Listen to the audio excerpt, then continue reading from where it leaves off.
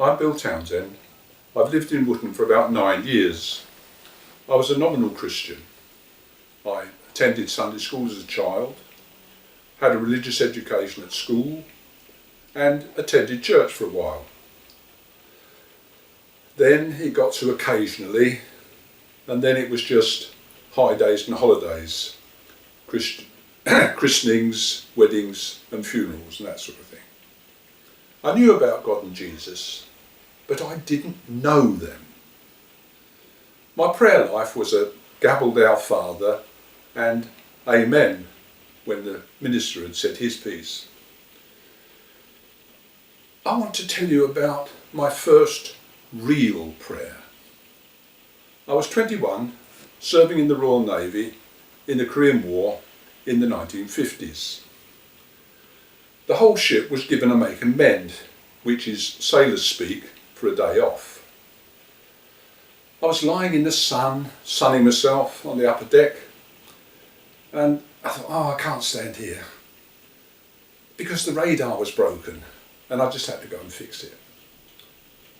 So I went there, switched it on, and it takes about 20 minutes to warm up, and then worked for a while and discovered that the problem was in the control room, which was another deck up.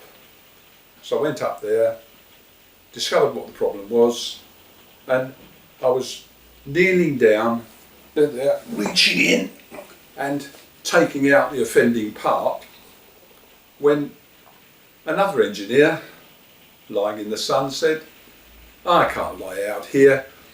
Was the radar broken? So he came in.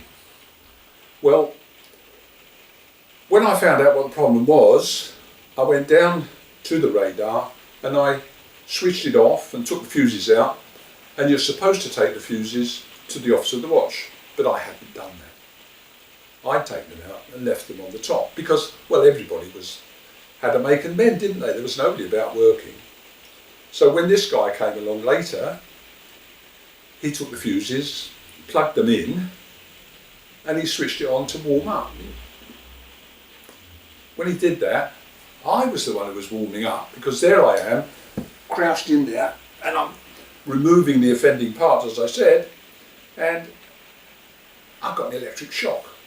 And I was hanging on with this hand, and hanging on with that hand, and the shock was going through here, through my chest, and down my arm, and I could not let go. I cried out to God, God, save me. And then I also told him that I didn't want to die, because I just met this lovely girl. We got engaged just before I left England, and I wanted to marry her. And then I was directed to move my legs, because I could move my legs but not my arms, and move my legs and get up and push myself away on the framework, and I collapsed on the deck and I lay there. And when I recovered a bit more, I got up and staggered 2 decks down to the sick bay. Walked in the sick bay and said, I've had the electric shock, and fainted. I woke up in bed smoking a cigarette. Excuse me, I don't smoke. Oh, you're all right then, you can go. And off I went. 2 years after this incident, we returned to England, and I married that girl. And later this year, we are celebrating our 60th wedding anniversary. Listen to what it says in Psalm 72.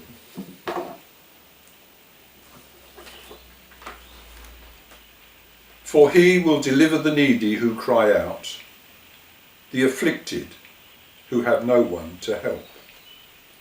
Well, I was certainly in need that day, and my human help was 1 deck down and 20 minutes away, plus however long it was before we decided that the problem was in the control room. I can tell you the secret of prayer. Learn to speak to a God that you know is there and will hear you. You can thank him for all the beautiful things that are around you. Then, when you know the secret, you'll be able to thank him for what he's done for you through Jesus.